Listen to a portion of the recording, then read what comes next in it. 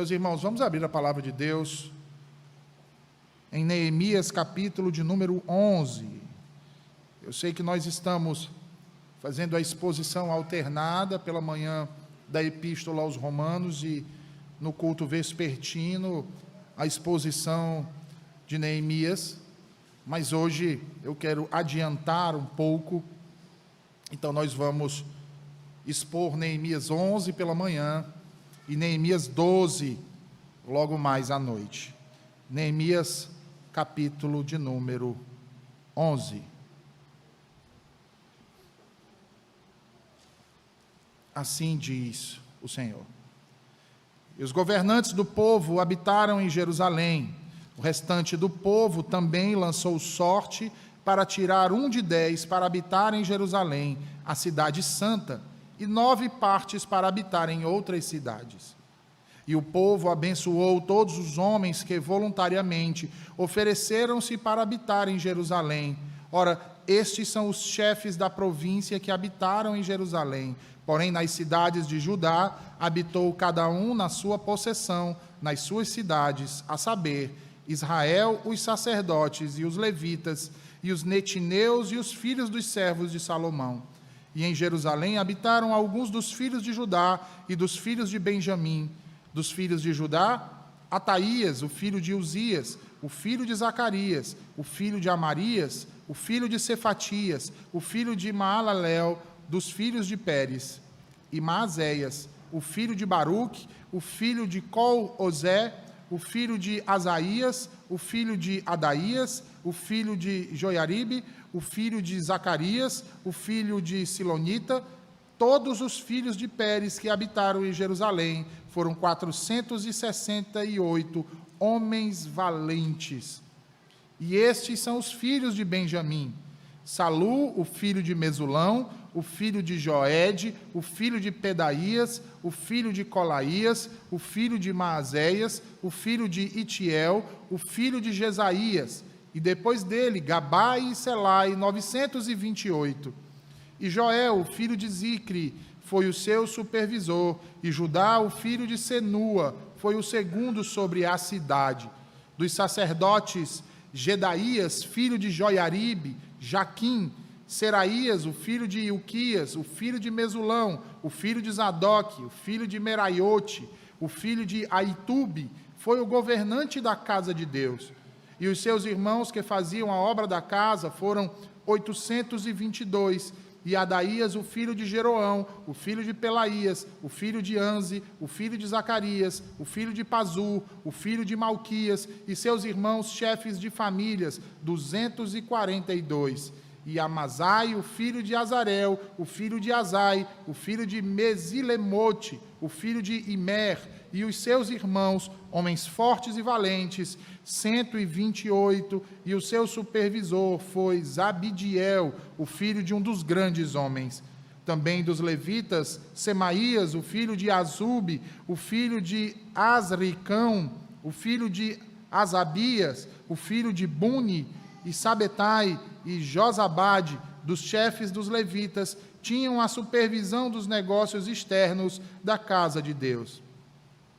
E Matanias, o filho de Mica, filho de Zabdi, o filho de Asaf, o chefe, que iniciava as ações de graças na oração, e Baquebuquias, o segundo entre os seus irmãos, e Ábida, o filho de Samua, o filho de Galau, o filho de Gedutum. Todos os levitas na cidade santa eram 284. Além disso, os porteiros, Acube, Talmon e os seus irmãos que guardavam os portões eram 172. E os restantes de Israel, dos sacerdotes e dos levitas, estavam em todas as cidades de Judá, cada um na sua herança, porém os netineus habitavam em Ofel, e Zia e Gispa estavam sobre os netineus.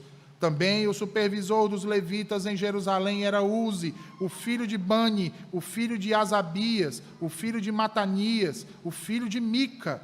Dos filhos de Asaf, Os cantores estavam sobre os negócios da casa de Deus, porque havia um mandamento do rei acerca deles, que uma certa porção deveria ser para os cantores, cada qual no seu dia. E Petaías, o filho de Messesabel, dos filhos de Zerá, o filho de Judá, estava à mão do rei em todas as questões concernentes ao povo. E quanto às aldeias com os seus campos, alguns dos filhos de Judá habitaram em Quiriate-Arba e nas suas aldeias, e em Dibom e nas suas aldeias, e em Jecabziel e nas suas aldeias, e em Jesua, e em Molada, e em Bet-Palete, e em Assar, Sual, e em Berseba, e nas suas aldeias, e em Ziclag, e em Mecona, e nas suas aldeias, e em Enrimon, e em Zorá, e em Yarmute, em Zanoa, Adulão, e nas suas aldeias, em Laquis, e nos seus campos, em Azeca, e nas suas aldeias, e eles habitaram desde Berseba até o vale de Inom. Também os filhos de Benjamim, de Geba, habitaram em Miquimás, e Aia, e Betel, e nas suas aldeias, e em Anatote, em Nobe, em Ananias, Azor, Ramá, Gitaim, Adid, Zeboim, Nebalate, em Lode e em Onu, no vale dos artesãos e dos levitas, estavam divisões em Judá e em Benjamim. Amém e amém. Mais uma vez, oremos ao Senhor. Pai bendito, tua palavra foi lida e agora será proclamada aos nossos corações. Fala conosco, Senhor, em nome de Jesus. Amém e amém. Bem, meus irmãos, com a reconstrução dos muros concluída, a reforma espiritual estabelecida, os inimigos vencidos e a justiça social restabelecida, agora Neemias passa então a narrar a forma que garantiria a permanência dessa obra grandiosa, dessa obra monumental e poderosa que o Senhor Deus, com sua mão, estabeleceu por meio de seu servo ali na cidade santa, na cidade de Jerusalém.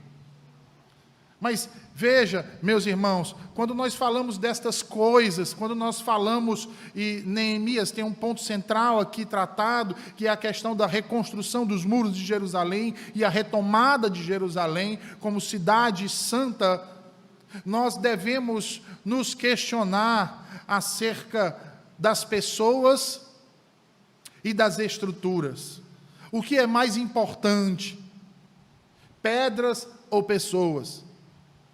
Cidades ou povos? Bem, a resposta parece óbvia, porque pessoas são mais importantes do que pedras, pessoas são mais importantes do que muros, pessoas são mais importantes do que as cidades. No entanto, a estrutura que suporta a vida dessas pessoas se faz necessária e não pode ser desprezada. E é por isso, então, que, mais uma vez, o nosso autor nos revela um grande desafio que se colocou em seu caminho. Como eles iriam, então, ocupar a cidade, uma vez que o próprio povo que outrora habitou nela, agora a desprezava, agora a preteria. Como, então, povoar um país depois de haver sido desolado? Como habitar em uma cidade que constantemente tinha que conviver com os ataques de seus vizinhos? Como recomeçar o dia a dia após tantos anos de cativeiro e da influência de outra nação? Então percebam, meus irmãos, que mais uma vez Neemias tem um grande desafio pela frente. Não de reconstruir os muros, esses haviam sido construídos. Não de suplicar por um avivamento naquela cidade, não, isso já estava acontecendo.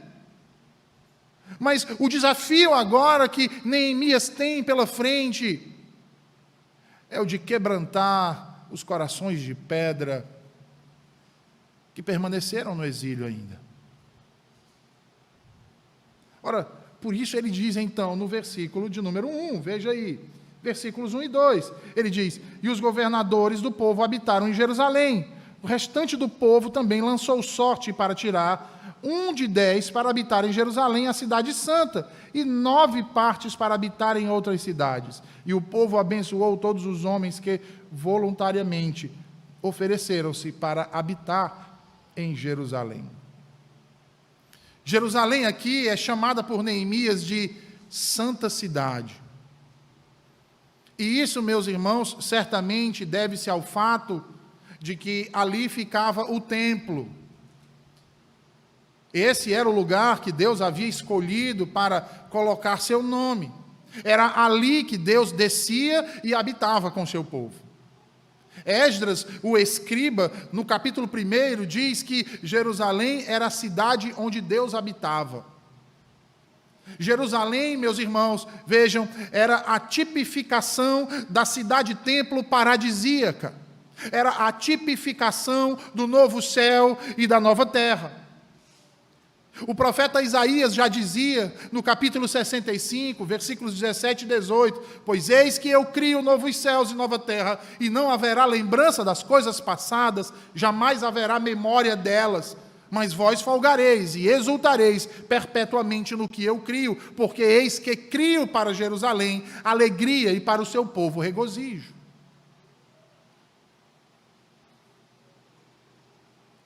Conseguem perceber a ligação entre a profecia de Isaías aqui do capítulo 65 e o texto que se encontra lá em Apocalipse? Que trata do novo céu e da nova terra. Portanto, meus irmãos, a cidade santa era para ter em si razão suficiente para a habitação terna e jubilante de todos aqueles que diziam temer ao Senhor. De todo o povo da aliança. Ela deveria ser almejada, ela deveria ser ansiada. Toda a semente santa deveria ter o desejo de morar ali e se esforçar para obter uma habitação nessa cidade.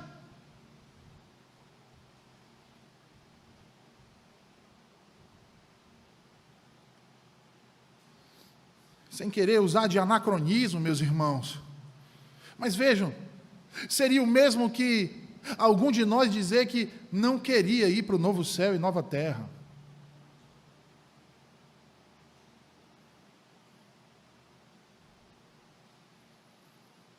Seria a mesma coisa dizer assim, nós dizemos que somos filhos da aliança, que cremos no Senhor Jesus Cristo, mas a Sião celestial está adornada e chegou, mas eu não quero ir.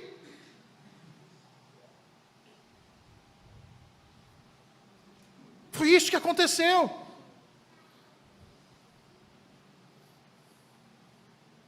A cidade foi reconstruída. A cidade do grande rei, a cidade santa, como diz Neemias, agora está pronta para ser habitada pelo povo de Deus, pelo povo do pacto. Entretanto, a maioria rejeitou, ainda que discretamente, morar nela. E a pergunta que fica, então, a martelar na nossa mente é: como eles puderam agir assim?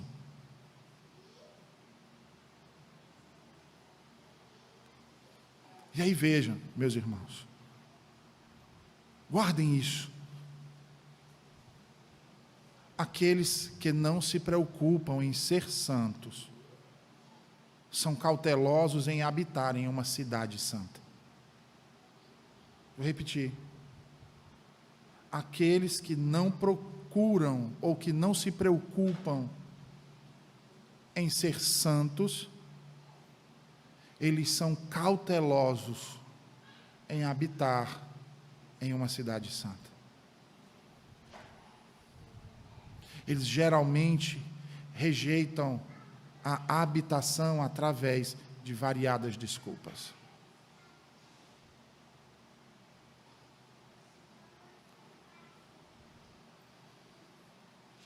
Aplicando a nós, é isso que acontece com igrejas que procuram maior pureza,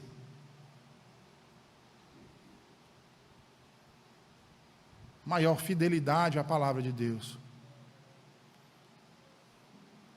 maior proximidade de Cristo.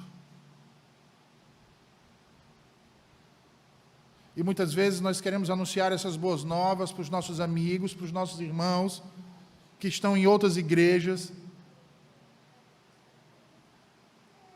e que por vezes falaram para nós que desejavam uma igreja mais bíblica, que desejavam uma igreja que fosse mais pura, que desejavam um culto dentro do princípio regulador que o Senhor estabelece em sua palavra, mas quando tem essa oportunidade, ficam cheios de dedos de sair de onde estão.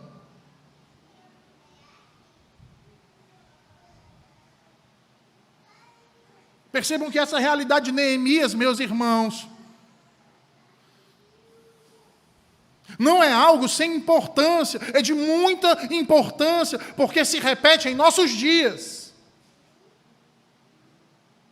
Centenas de anos depois, milhares de anos depois. E para quem gosta de fazer essa distinção entre período da lei e período da graça, que é uma bobagem,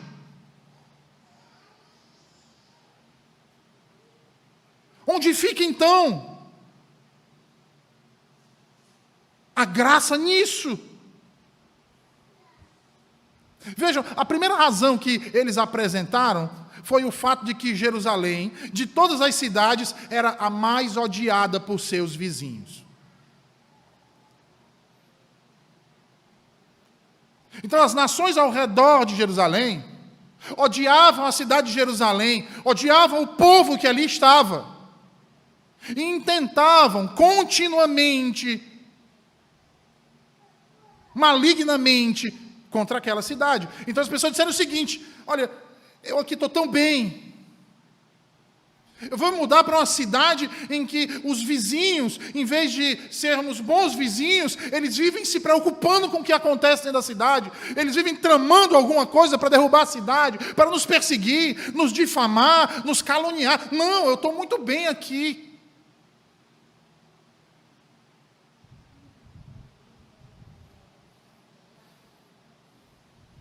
Eu tenho negócios aqui na Babilônia. Eu estou bem estabelecido, eu tenho amigos, eu tenho uma vida próspera. E Deus, sabe como é, né? Deus é Senhor do universo, então, que diferença faz em eu estar em Jerusalém ou aqui? É o mesmo Deus.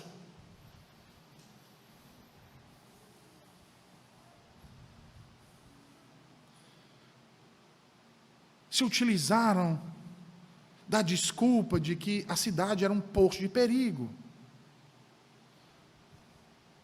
Como se todo posto de honra geralmente não fosse. Logo, a maioria dos exilados não estava disposta a abrir mão do seu conforto para ir para uma cidade que era um posto de perigo. A segunda razão possível, elencada, de acordo com o nosso contexto aqui, era o medo da perseguição e do opróbrio. O medo de defrontar-se com as dificuldades e o sofrimento que seria causado por estas. Muitos tiveram receio de serem mal falados, repudiados pelas demais nações. Imagina aí, eu sou um comerciante que negocio com pessoas de várias nações, e aí eu volto para a minha cidade natal, a cidade de meus pais, mas a cidade dos meus pais, ela é mal vista por todas as outras nações. Por quê? Porque eles se acham a nação superior a todas as outras, porque eles dizem que o único Deus verdadeiro habita naquela cidade, e é o Deus deles, e eles são o seu povo. E se eu for para lá, as pessoas não vão querer negociar comigo.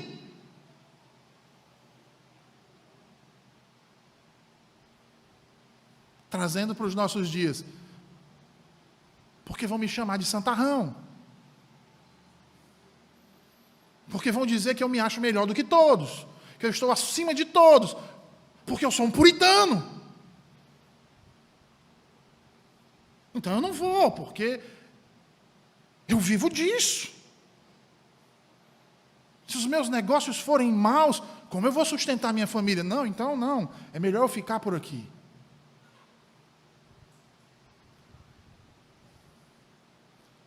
Vejam, isso manteve muitos fora da cidade santa, meus irmãos. Esse tipo de raciocínio, esse tipo de pensamento, fez com que eles se tornassem avessos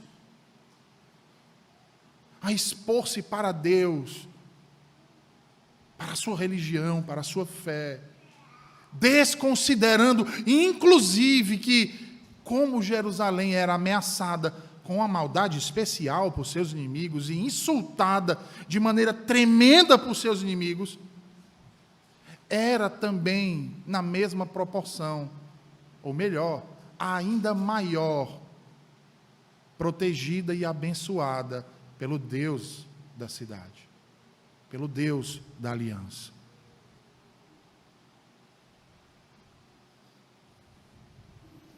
Meus irmãos, a habitação dos santos é guardada e cuidada pelo Senhor.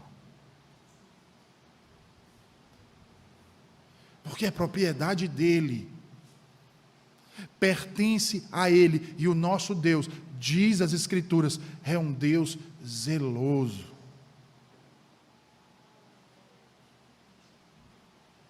Abra sua Bíblia em Isaías 33, por favor.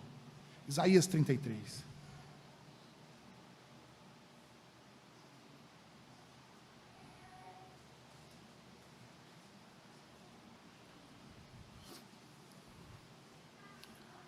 Veja aí o versículo de número 20. Livro do profeta Isaías, capítulo 33, versículo de número 20. Veja aí. Isaías diz assim: olha para Sião, a cidade das solenidades, os teus olhos verão a Jerusalém, habitação tranquila, tenda que não será removida, cujas estacas nunca serão arrancadas, nem rebentada nenhuma de suas cordas. Versículo 21, mas o Senhor ali nos será grandioso. Fará as vezes de rios e correntes largas. Barco nenhum de remo passará por eles. Navio grande por eles não navegará, porque o Senhor é o nosso juiz, o Senhor é o nosso legislador, o Senhor é o nosso rei, Ele nos salvará.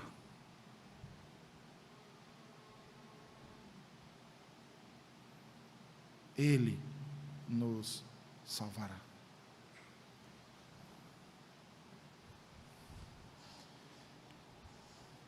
Meus irmãos, em quem você tem posto a sua confiança?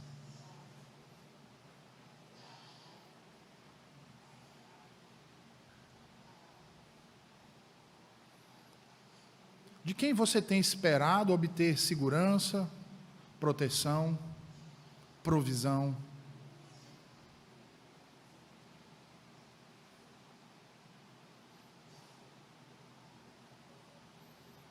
Veja, a Bíblia diz que se Deus não guarda a cidade, em vão vigia o sentinela.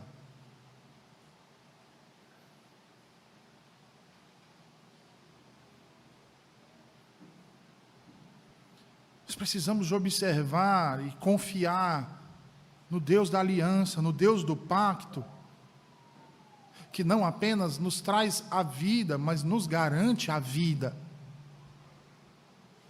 E que assim como aqueles que foram libertos da escravidão no Egito e peregrinaram em meio ao deserto,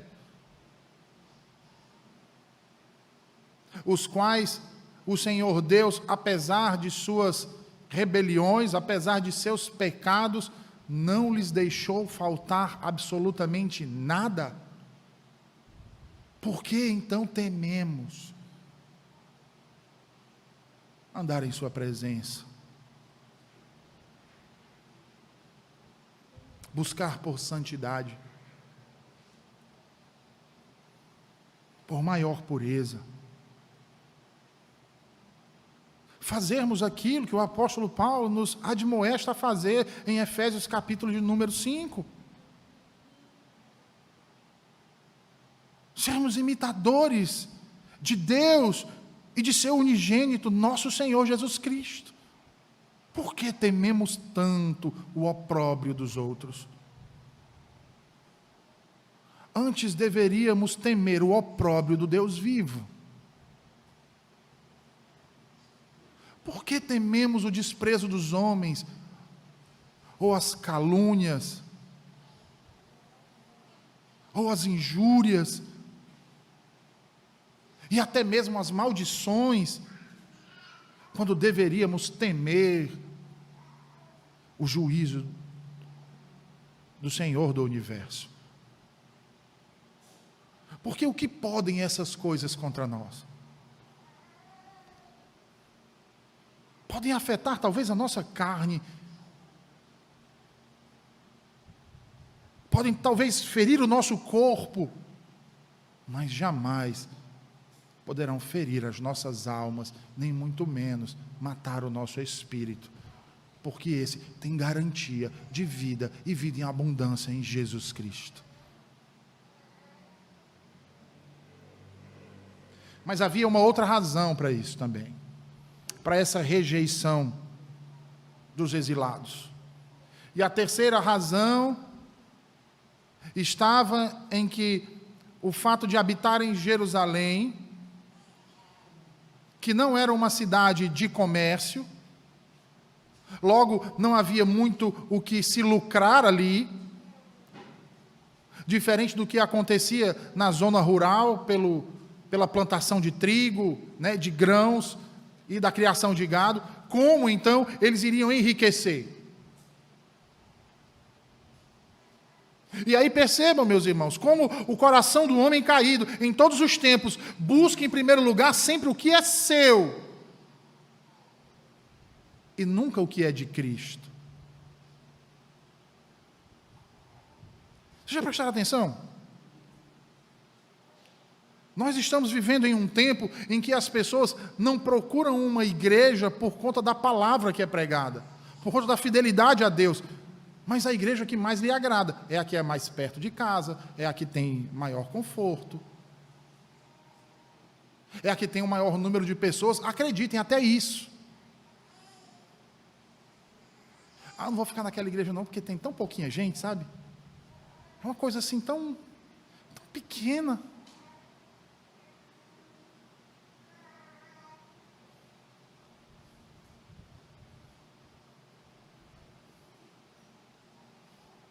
Sempre se coloca em primeiro lugar. Sempre coloca os seus próprios interesses em primeiro lugar. E nunca aquilo que é de Jesus Cristo. A maioria das pessoas prefere a riqueza, o conforto, o prazer, o bem-estar, a segurança, antes da glória de Deus e o bem público. E com os exilados de Jerusalém não foi diferente. Por isso, Neemias teve então que tomar 3 importantes medidas para poder contornar essa dificuldade e assim então repovoar aquela cidade. Observe aí que Neemias tomou então 3 meios pelos quais ele se valeu para organizar aquela cidade e repovoar. Em primeiro lugar, ele nos fala aí no versículo de número 1, que ele tomou, mais uma vez, o exemplo dos líderes. Em segundo lugar, nós temos aí o exemplo das sortes, na parte B do versículo 1. E em terceiro lugar, no versículo de número 2, nós temos o exemplo dos voluntários. Percebam que a partir do exemplo dos líderes e das sortes, nós temos então a consequência disso, o exemplo dos voluntários. E aí percebam, a cidade estava reerguida, mas vazia. Tinha estrutura, mas não tinha gente. Jerusalém precisava de gente, mas não de qualquer gente. Jerusalém precisava de judeus genuínos. Jerusalém precisava do povo da aliança, do povo do pacto. A tiragem de sortes mostra a submissão do povo à vontade de Deus. O exemplo dos líderes, o encorajamento para o povo, e os voluntários mostravam um compromisso com a obra de Deus. E assim como vimos nos capítulos anteriores, a capacitação por meio do exemplo era uma marca de Neemias. E mais uma vez, ele se utiliza dessa brilhante estratégia para convidar o povo a residir na cidade. Sabe o que isso quer dizer, meus irmãos? Que o exemplo vale mais que 1000 palavras. Para vermos a cidade de Deus cheia, a liderança deve estar à frente. Eles devem ser os primeiros a dar o exemplo.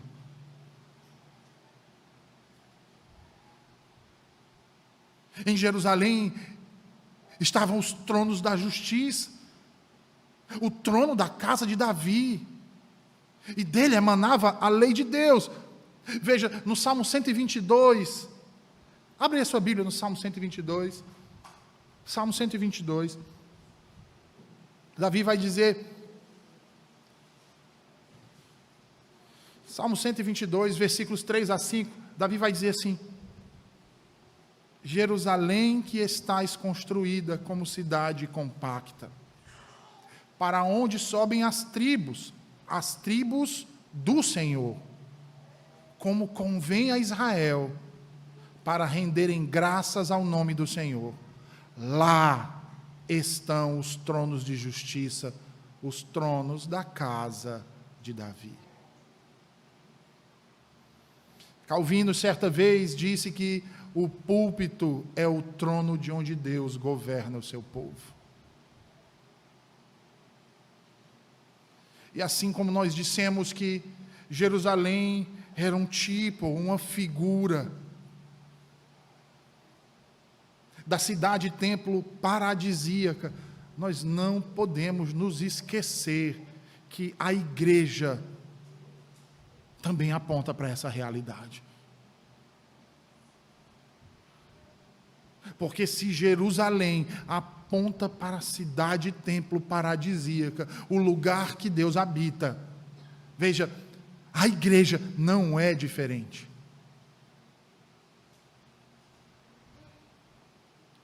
Não é diferente.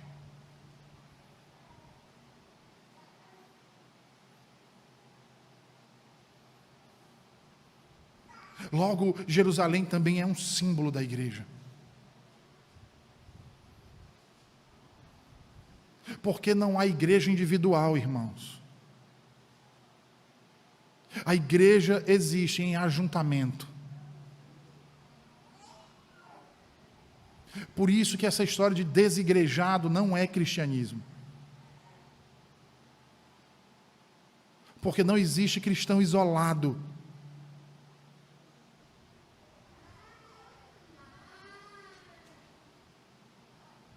É por isso que o Senhor Jesus compara a sua igreja ao seu corpo.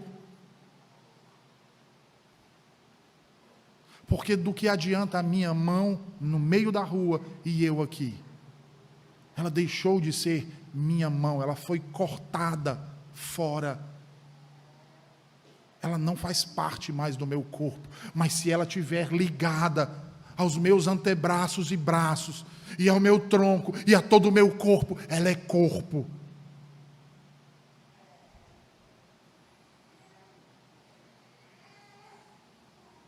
Portanto, não nos esqueçamos que Jerusalém também aponta para a igreja de Jesus Cristo. Versículo 2, veja, o versículo 2, nós vemos alguns que se ofereceram voluntariamente para habitar em Jerusalém, veja aí, diz assim, versículo 2, e o povo abençoou todos os homens que voluntariamente ofereceram-se para habitar em Jerusalém. Observe aí a consequência do exemplo dos líderes. É uma consequência isso aqui, irmãos. Os voluntários surgem a partir do exemplo de seus líderes, a partir da demonstração de compromisso, de amor e de temor ao Senhor. E não pense que em nossos dias isso é diferente. Se a liderança não temer ao Senhor, O restante do povo não vai temer. Se a liderança não tiver uma vida piedosa, o restante do povo também não vai ter.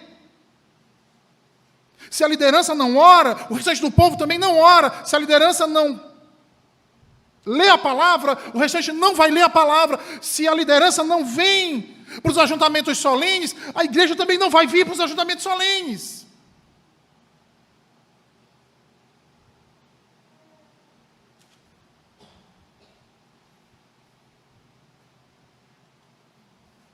Como podemos exigir que as pessoas não querem mais trabalhar para o reino de Deus, se nós somos os primeiros a renegar os trabalhos de Deus? Como?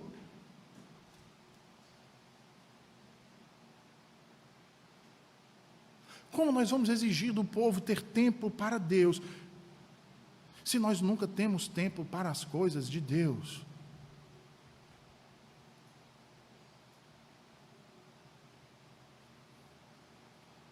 Veja, foi o exemplo dos líderes que fez com que parte do povo abrisse mão das vantagens pessoais pelo bem da comunidade. Sabe o que é que isso nos mostra?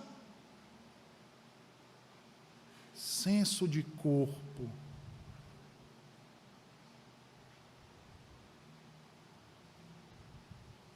Buscaram a Jerusalém, porque lá estava a casa de Deus.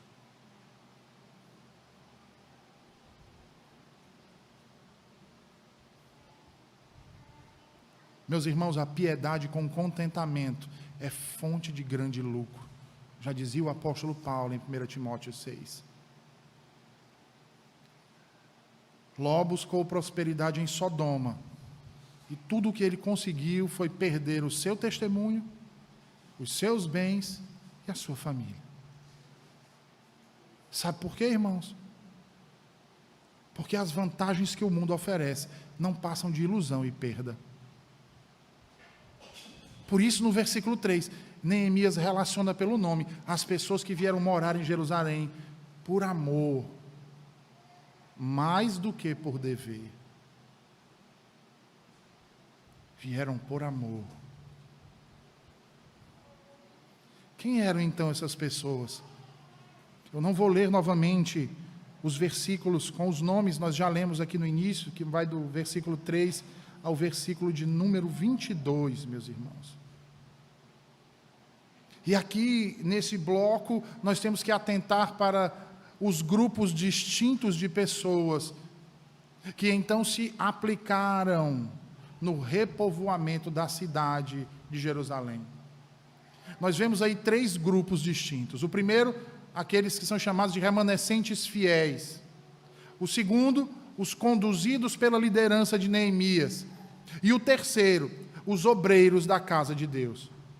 Ora, como Paulo declara em sua carta aos Romanos, nem todo de Israel é de fato israelita. Observem, portanto, que nem todas as pessoas das tribos vieram para repovoar a cidade. Basta nós lembrarmos que das 10 tribos do norte, levadas cativas pelos assírios, essas nunca mais voltaram. E aqueles que não foram e ali permaneceram, ainda fizeram coisa muito pior, se misturaram com outros povos, tornando-se então um povo misto, conhecido nos tempos de Jesus como os samaritanos. E estes, por sua vez, fizeram oposição à obra de Deus. Porém, meus irmãos, vejam, o mesmo não pode ser dito das 12 tribos de Israel. Ou melhor, das outras 2 tribos de Israel, das quais os remanescentes, Benjamim e Judá, voltaram para povoar a cidade. E aí percebam que, por meio dessas 2 tribos, o povo da promessa prosseguiu ali até a vinda de Jesus Cristo. Estes foram os remanescentes fiéis. Já outros vieram pelo exemplo de seus líderes, demonstrando a sábia decisão de querer andar com Deus como aqueles estavam andando. logo demonstrando um verdadeiro sentimento de pertencer ou de fazer parte do todo. Assim como eles, eu também faço parte. Então, assim como eles, eu devo seguir a Deus, a Cristo. Observe aí que no versículo 4, na parte B, Neemias cita então a gigantesca, a enorme tribo de Judá. E ele estabelece um contraste aí com a tribo de Benjamim, que é pequena. E um detalhe aqui é suscitado por ele, porque as pessoas que são citadas aqui eram as chamadas cabeças de família, portanto, eram os representantes de seus descendentes. Esses representantes, ao mesmo tempo que davam rumo espiritual aos seus filhos, também administravam, governavam sobre eles. E ele diz mais, ele diz, os de Judá eram valentes, e por isso ficaram responsáveis pela proteção da cidade, porque não basta apenas estar na cidade, é preciso protegê-la, é preciso lutar por ela. Além dos dois grupos citados acima, nós não podemos deixar de falar do grupo dos obreiros da casa de Deus. E aí eu lembro mais uma vez aqui, meus irmãos, da primeira pergunta do nosso breve catecismo. O fim do homem não é outro que não seja o de glorificar a Deus. Por isso, o culto deve ser sempre o centro da nossa vida. E deve ser observado segundo Deus requereu, segundo Deus instruiu, segundo Deus revelou, segundo Deus preservou. E Neemias, então, destaca dentre os obreiros da casa de Deus, os sacerdotes, os quais ensinavam a lei, oravam pelo povo e representavam eles diante de Deus.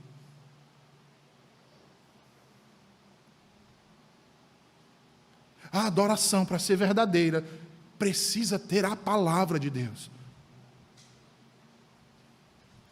Lida, ensinada, proclamada.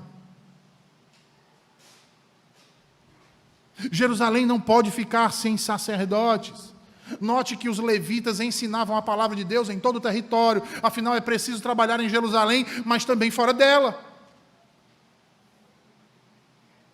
E o trabalho dos levitas era ensinar o bom conhecimento do Senhor.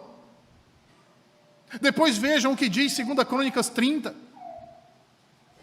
Eles tinham que ensinar a boa obra do Senhor para que o povo tivesse conhecimento do Deus vivo por todo o país e não apenas estritamente na cidade. E é por esse motivo então que eles foram espalhados por Israel.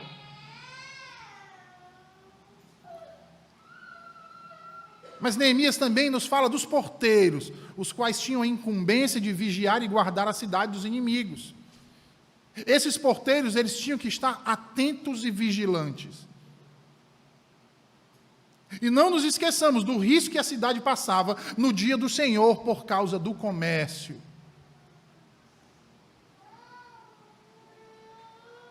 Outra parte são os servidores do templo, mencionados aqui por Neemias, responsável pelos serviços gerais, como obras de suas mãos. E meus irmãos, lembrem-se sempre disso, os que cuidam das dependências da casa de Deus merecem nosso respeito. Por último, nós temos aqui os cantores relacionados, aqueles por meio do qual os louvores eram conduzidos para a adoração ao Deus vivo. A música, meus irmãos, é a linguagem da alma. Logo, os cantores do templo foram separados para dedicar-se ao cântico dos salmos, como condutores da adoração. E assim, então, a cidade foi repovoada, como afirma Neemias nos versículos seguintes. Versículos de número 23 ao versículo 36. E nesse último bloco, meus irmãos, dois princípios importantes são tratados por Neemias. Em primeiro lugar, o repovoamento não pode ser concentrador. Em segundo lugar, precisa ser feito com dependência de Deus. Observe que Neemias procurou em sua estratégia evitar dois extremos, quando ele fala que não pode ser concentrador. O de repovoar Jerusalém, mas sem despovoar os arredores de Jerusalém e que faziam parte de Israel. Portanto, sem despovoar o campo. Todo o território de Israel precisava ser habitado. Em Eclesiastes 5, versículo 9, Salomão diz: o proveito da terra é para todos, até o rei se serve do campo. Se ninguém administrar o campo, meus irmãos, que proveito terá ele? Então, Neemias, veja, ele se preocupou em repovoar a cidade, mas sem despovoar as cidades fora de Jerusalém, mas dentro do território de Israel. Às vezes, aplicando para nós isso aqui, às vezes nós vemos igrejas que se preocupam em permanecer do jeito que estão.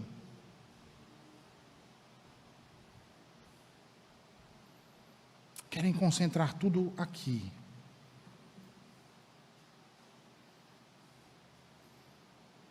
E se esquecem que o nosso Deus, Ele não é um Deus apenas de 120 metros quadrados. Ele é o Senhor de todo o universo. E que a mesma importância que temos de povoar aqui, temos também a mesma importância de povoar cada centímetro da terra do grande rei, do Senhor dos senhores. Mas nós não podemos fazer isso, meus irmãos, se não for com a bênção de Deus, se não for segundo Ele ordena, conforme Ele mesmo instituiu, observando o tempo dele, pois caso contrário, na precipitação, ao invés de bênção, traremos maldição, brigas, invejas, desdém, má vontade, e tudo isso deve ser rejeitado, porque não só Jerusalém era importante, mas toda Israel era importante. Não só o povo que estava na cidade, mas também o povo fora da cidade eram importantes para Deus. Nenhuma área da região que Deus entregou ao seu povo poderia estar desabitada.